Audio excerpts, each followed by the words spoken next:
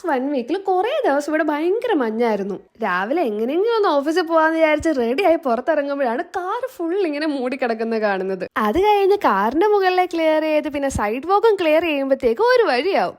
പക്ഷെ ഇതിലൊന്നും തളരത്തില്ല എന്ന് വിചാരിച്ചുകൊണ്ട് തന്നെ ഞങ്ങൾ രണ്ടുപേരും രാവിലെ തന്നെ പണി തുടങ്ങി. മഞ്ഞ് വീഴുന്ന ദിവസം ഞങ്ങൾ എപ്പോഴും ഒരു 10 മിനിറ്റ് നേരത്തെ ആയിരിക്കും ഇറങ്ങുക, അല്ലെങ്കിൽ ഇതെല്ലാം കൂടെ കഴിഞ്ഞ് തിരിച്ച് ഓഫീസ് ചെല്ലുമ്പോഴത്തേക്കും നല്ല രീതിക്ക് ലേറ്റ് ആവും. ഇന്ന് ഞങ്ങളുടെ ഓഫീസിൽ ഒരാളുടെ റിട്ടയർമെന്റ് പാർട്ടി ഉണ്ടായിരുന്നു. വലിയ പാർട്ടി ഒന്നും അല്ലായിരുന്നു, ജസ്റ്റ് ഒരു കേക്ക് കട്ടിങ്ങും കോഫിയും ഒക്കെ ആയിട്ട് ഒരു ചെറിയൊരു സെലിബ്രേഷൻ.